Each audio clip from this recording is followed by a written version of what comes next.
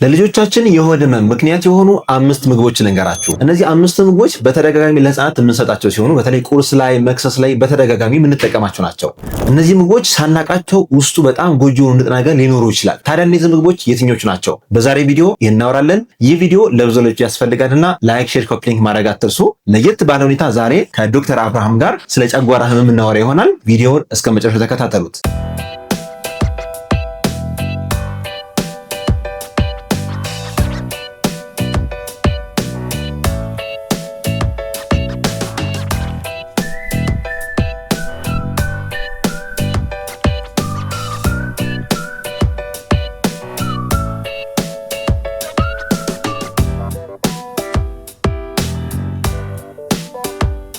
ዶክተር አብርሃም እንኳን ደህና መጣ።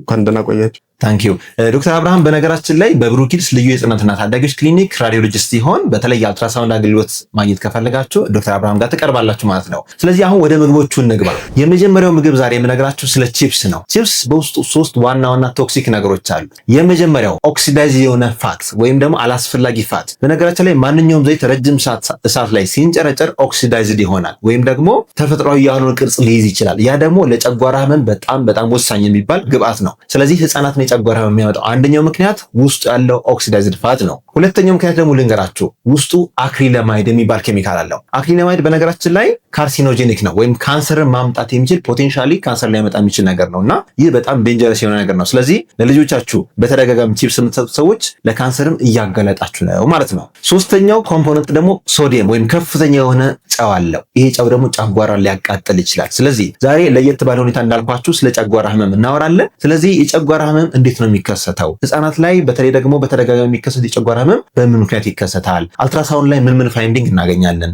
እንዴት እናከመው የሚለውን እነግራችኋለሁ። ምግቦቹን ደግሞ መጨረሻ እነግራችኋለሁ። ቪዲዮውን እስከ መጨረሻ ተከታተሉ። እሺ ዶክተር አብርሃም እንኳን ደህና መጣ።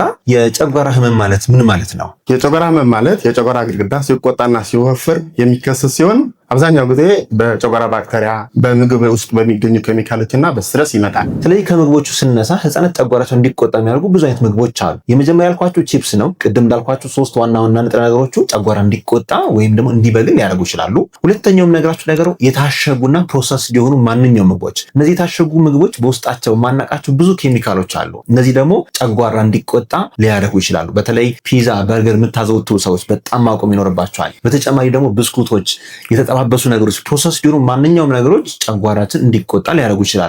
ክፍት የስራ ቦታ ለካሽርና እንግዳ ተቀባይ ባለሙያዎች። ብሩክ ኪድስ ልዩ የህፃናትና ታዳጊዎች ክሊኒክ ልምድ ያላቸውን ካሽርና እንግዳ ተቀባይ ባለሙያዎችን አወዳድሮ መቅጠር ይፈልጋል። ብዛት 2፣ ጾታ ሴት። የስራ ልምድ በአገልግሎት ሰጪ ተቋማት በካሽርነት 1 ዓመትና ከዛ በላይ ልምድ ያላት፣ በክሊኒክ ወይም በሆስፒታል የሰራች ቢሆን ይመረጣል። ካሽ ሬጂስተሪ ማሽንን በትክክል መጠቀም የምትችል፣ በቂ ክህሎት ያላት፣ የማታ ስራ ወይም የአዳሪነት ስራን ለመስራት ፈቃደኛ የሆነች፣ በአካውንቲንግ ወይም ተያያዥ ትምህርት ዘርፍ ዲፕሎማ ወይም ዲግሪ ያላት፣ ታካሚዎችን በትዕግስትና በፍቅር ማስተናገድ የምትችል፣ የተጣራ ደሞዝ 8000 ብር በተጨማሪ የማታ ስራ ጥቅማጥቅም ዲዩቲ ተጨማሪ ክፍያ ይኖረዋል። የስራ አድራሻ አዲስ አበባ ጦር ኃይሎች አጉስት አካባቢ ነው። የስራ ቦታው ብሩክ ኪድስ ልዩ የህፃናትና ታዳጊዎች ክሊኒክ። አመልካቾች ሲቪያቸውና ፎቶቸውን ከታች ባስቀመጥነው ቴሌግራም ሊንክ ላይ መላክ ይችላሉ።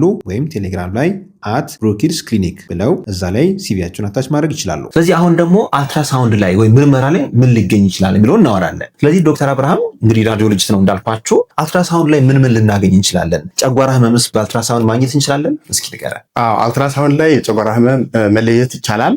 የምናየው አንደኛ የጨጓራ ግድግዳ መወፈሩ ነው። ኖርማሊ የጨጓራ ግድግዳ 5 መስመሮች አሉት። የ5 መስመሮች ሳይዝ ይታወቃል። አብዛኛው ጊዜ ከ3 ሚሊ ሜትር በታች ነው። የጨጓራ ህመም ሲኖር ይወፍራል፣ ከ3 ሚሊ ሜትር በላይ ይሆናል። ሁለተኛ እዛ አካባቢ ንፍፊቶች፣ ጨጓራ አካባቢ የሚገኙ ንፍፊቶች ኖርማሊ ያሉ ግን ሳይዛቸው ይጨምራል። አብዛኛው ጊዜ በአጭሩ ዳይሜንሽን ስለካው ከ8 ሚሊ ሜትር በላይ ይሆናል። ሶስተኛ ደግሞ የጨጓራ ፎልዶች አሉት፣ ወደ ውስጥ የገቡ ፎልዶች አሉት። እነሱም ይቆጣሉ፣ ማበጥ ይኖራል። እነዚህ አልትራሳውንድ ላይ የምናያቸው የጨጓራ ህመም ምልክቶች ናቸው። በጣም ጥሩ። እንግዲህ ዶክተር አብርሃም እንደነገራችሁ የጨጓራ ኬዞች ብዙ ጊዜ በአልትራሳውንድ ይገኛሉ። ከአልትራሳውንድ በተጨማሪ ደግሞ ደምና ሰገራ ላይ የምናያቸው ቁጥሮችም ሊኖሩ ይችላሉ። በተለይ ኤች ፓይሎሪ የሚባለው የጨጓራ ባክቴሪያ አንቲ አንቲጅኑ ሰገራ ላይ ሊገኝ ይችላል። ልጆቻችሁ እንደዚህ አይነት ምልክት ካሳዩ ግዴታ ምርመራ ሕክምና ይፈልጋሉ ማለት ነው። ስለዚህ ሁልጊዜ ምግብ አይደለም፣ ሁልጊዜ ባክቴሪያ አይደለም። ስለዚህ የተለያዩ ነገሮች ጨጓራ ህመም ሊያስከስቱ ይችላሉ ማለት ነው። አንዳንድ ጊዜ ደግሞ የጨጓራ ህመም የጉበት ህመም ሊመስል ይችላል። በእርግጥ የጉበት ህመም ከተከሰተ አይናቸው ቢጫ ይሆናል። ግን መጀመሪያ አካባቢ ልክ የጨጓራ ህመም የሚመስል ምልክት ለምሳሌ ትውከት፣ ማቅለሽለሽ፣ ምግብ ፍላጎት መቀነስ ሊያሳዩ ይችላሉ። ታዲያ ይህንን በምን ልንለየው እንችላለን?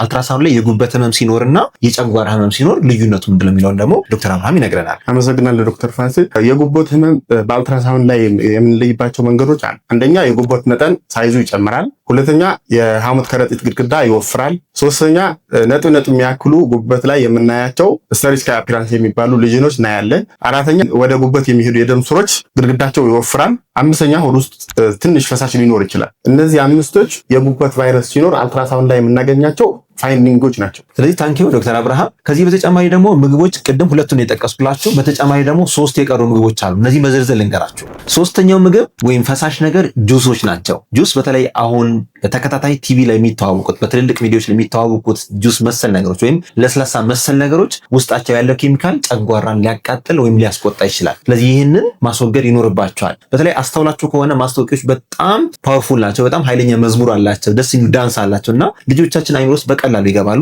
ሳናቀው ልጆቻችን እንዲወዱት ያደርጋል እና ጁሶችን በተለይ የታሸጉ ጁሶችን ለህፃናት አትስጧቸው። 4ኛው ምግቦች ደግሞ ዳቦ ላይ የሚቀባቡ ነገሮች ለምሳሌ ማርማላታ ሊሆን ይችላል፣ ቸኮሌት ሊሆን ይችላል፣ ወይም ካቻፕ ነገሮች። እነዚህ ከፍተኛ የሆነ አሲዳማ ነገሮች ስላላቸው የህፃናትን ጨጓራ ሊያስቆጡ ይችላሉ ማለት ነው እና ህፃናት እነዚህ ምልክት ካሳዩ ምግቦቹን ማስተካከል ከእናንተ ከወላጆች ይጠበቃል። 5ኛ ምግቦች ደግሞ በተለይ ሪክሬሽናል የምንላቸው እና ኬክ፣ አይስክሬም የመሳሰሉት እነዚህ ከፍተኛ የሆነ ክሬም ስላላቸው ጨጓራን የማስቆጣት ከፍተኛ ብቃት አላቸው። እነዚህን 5ቱ ምግቦች ማስወገድ ይኖርባቸዋል። እነዚህም በዋነኝነት ቺፕስ፣ ፕሮሰስ ሊሆኑ የተጠበሱ ማንኛውም ነገሮች፣ በዳቦ ላይ የሚቀባቡ ነገሮች፣ ኬክ፣ ክሬም ነክ ነገሮች፣ አይስክሬም የመሳሰሉትን ለህፃናት ባትሰጡ እንመክራቸዋለን። ሆኖም ግን ልጆቻችሁ በዚህ ወይም በሌላ ምክንያት የሆድ ህመም ምልክት በተደጋጋሚ የሚያጋጥማቸው ከሆነ ከታች ባሉ ስልኮች ደውላችሁ በአካል መጣችሁ ህክምና ምርመራ ማግኘት ትችላላችሁ ማለት ነው። እኔም አለሁኝ፣ ዶክተር አብርሃም አለ። አልትራሳውንድ ቼክ በማድረግ ነገሮችን መለየት ይቻላል ማለት ነው። ስለዚህ በዛሬው ዕለት ዶክተር አብርሃም እኛ ጋር መጥተህ ማብራሪያ ስለሰጠ በጣም እናመሰግናለን። እንግዲህ መረጃውን ከወደዳችሁት ላይክ አድርጉ። ቤተሰብ ካልሆናችሁ ቤተሰብ ትሆኑ ተጋብዛችኋል። ሀሳብ አስተያየት ካላችሁ ከታች ኮሜንት ላይ አስፍሩልን። ስለዚህ የጨጓራ ህክምና ምርመራ አልትራሳውንድም ከፈለጋችሁ ከታች ባሉ ስልኮች ደውላችሁ በአካል መምጣት ትችላላችሁ። መልካም ጊዜ።